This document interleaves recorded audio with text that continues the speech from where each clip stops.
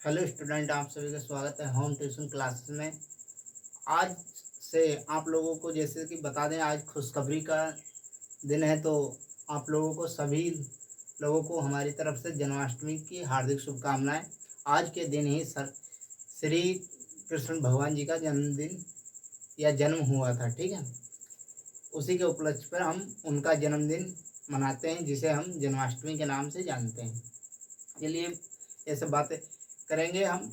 और आप लोगों के लिए एक हम खुशखबरी भी लेके आए हैं। जो क्लास 10 मैथ्स, आज से उसका रिवीजन चालू है। हमें या आप लोग कमेंट करके बता देना कि आप लोगों का सिलेबस अभी तक पूरा हुआ है कि नहीं पूरा हुआ। यदि पूरा हो गया है तो आप लोगों को मैं बता दूं कि इस होम ट्यूशन क्लासेस पे आप लोगों का मैथ का रिवीजन बिल्कुल बेसिक से फर्स्ट चैप्टर से लगाकर लास्ट चैप्टर तक आप लोगों का रिवीजन कंटिन्यू चलता रहेगा, पेपर आने से पहले तक।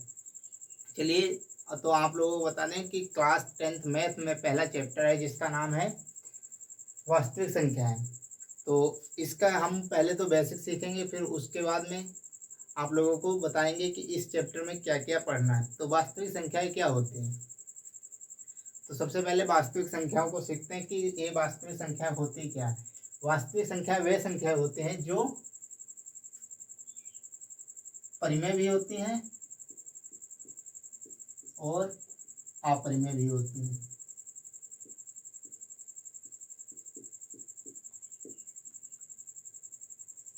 वास्तविक संख्या वे होती हैं जो परिमेय भी होती हैं और अपरिमेय भी होती हैं। परिमेय परिमेय को हम आप लोगों ने पढ़ा है, नहीं पढ़ा है फिर भी बताते हैं। परिमेय को हम पी वाई क्यू के रूप में लिख सकते हैं और पी वाई क्यू के रूप में, क्यू सही से बना देते हैं। और अपरिमेय संख्या को हम पी वाई क्यू के रूप में नहीं लिख सकते हैं। और परिमेय अपरिमेय समझने से पहले हम पूर्ण संख्याओं को समझेंगे। पूर्ण संख्याएं क्या होती हैं, तो सबसे पहले हम पूर्ण संख्याएं होती हैं वो क्या होती हैं। पूर्ण संख्याएं होती हैं हमारी माइनस से शुरू होकर माइनस अनंत, इधर भी अनंत, -3, 2, -1, 0, 1, 2, 3, इधर तक अनंत, ये हमारी होती है पूर्ण संख्याएं।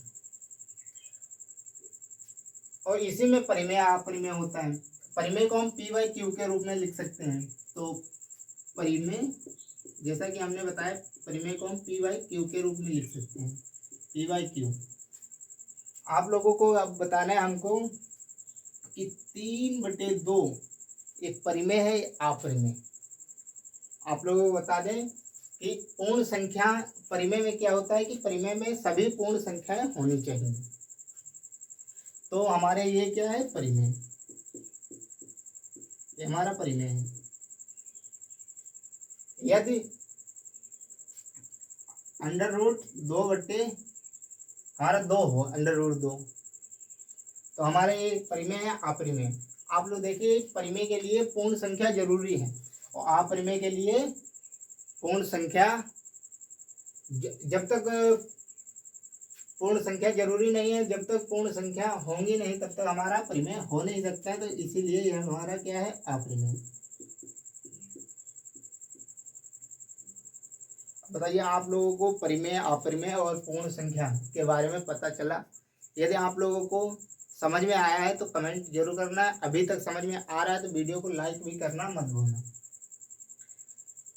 चलिए, अब मैं कुछ एग्जाम्पल लेता हूँ, तो आप लोग बताना ये परिमेय है या अपरिमेय। जैसे 2 लिखा है, ये परिमेय है अपरिमेय। आप लोग कहोगे सर परिमेय है, इसके बटे में हम एक लिख सकते हैं। यदि हम √3 कर दें तो इसके परिमेय है अपरिमेय। आप लोग कहोगे हम भाई इसके नीचे भी तो एक लिख सकते हैं। अब बताइए परिमेय या अपरिमेय। तो आप लोग बोलोगे कि ये परिमेय अपरिमेय। तो आप कहोगे अपरिमेय क्यों, क्योंकि परिमेय के लिए पूर्ण संख्या जरूरी होना चाहिए। जो पूर्ण संख्या में कहीं √3 दिखा रहा है, नहीं दिख रहा है, तो आप लोग बताओगे इसको अपरिमेय। अपरिमेय।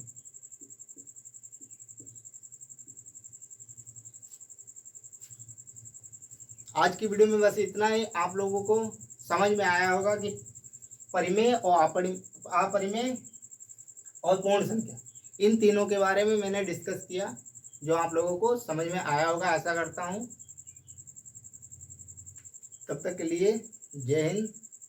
ऐसी ये वीडियो आती रहेंगी, इसीलिए हमारे चैनल को सब्सक्राइब एंड फॉलो करना ना भूलें। जय हिंद।